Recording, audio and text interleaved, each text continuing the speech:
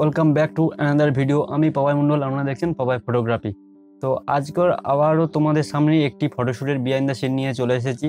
তো এই শ্যুটে যেই শ্যুটটা ছিল সেটা একটি মারাঠি স্টাইল, মারাঠি লুকের উপরে যে বেস করে আমরা ফটোশ্যুটটা করেছি। তো এই শ্যুটে যে মেকআপ আর্টিস্ট রিশা মণ্ডল, তার সাথে অলরেডি আমি 2 থেকে 3টে শ্যুট করেছি। তার প্রতিটা ভিডিওর লিঙ্ক ডিসক্রিপশনে পেয়ে যাবে, আর এখানে আই বাটনে শো হচ্ছে। তো এই ভিডিওর পরে ওই ভিডিও তোমরা দেখে নিতে পারো। তো আজকে যে মডেল কথা, তার সাথে আজকে আমি ফার্স্ট শ্যুট করলাম। তো শ্যুট তো খুব সুন্দর হয়েছে।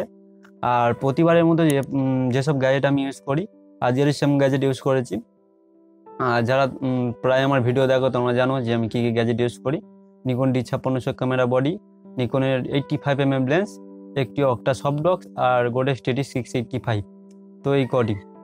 আর আজকে যে শ্যুট, তার টাইমটা একটু ইম্পর্টেন্ট ছিল, বিকজ আমি চাইছিলাম যে যে মডেল ছিল তার যে মুখের ওপর যে লাইটটা আসুক আর পিছনে ব্যাকগ্রাউন্ডে একটু ব্ল্যাক হোক। তো তাই জন্যে আমি যে শ্যুটের টাইমটা রেখেছিলাম 4টের পর থেকে, বিকজ ওর আগে শ্যুট করলে কী হতো যে সানের পাওয়ার এতটা হাই হতো।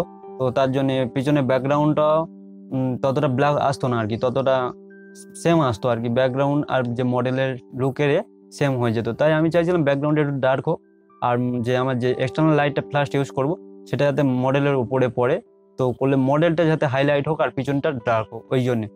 তো আমার মতো যাদের কনফিগার প্রাইস সেম, তারা হচ্ছে অ্যাভয়েড করবে যে একটু ডে লাইটের শেষের দিকে তোলা, যেমন 4টের পর থেকে যে আমাদের লাইটটা আছে সেটা সব। তো ওই সময় শ্যুট করলে কিছু এই টাইপের ফটোশ্যুট করতে পারবে, যেমনটা আমি করেছি। আর এই ভিডিওটা তোমরা দেখো, আর যদি তোমাদের কোনো কিছু জানার বা কিছু জিজ্ঞেস করার থাকে তাহলে অবশ্যই চ্যানেলে কমেন্ট করে দিও, আমি তোমাদের সবার রিপ্লাই দিয়ে দেবো।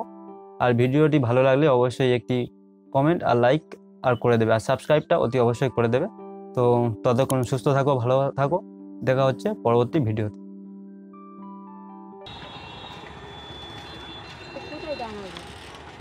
আমি দাঁড়াতে বলছিল।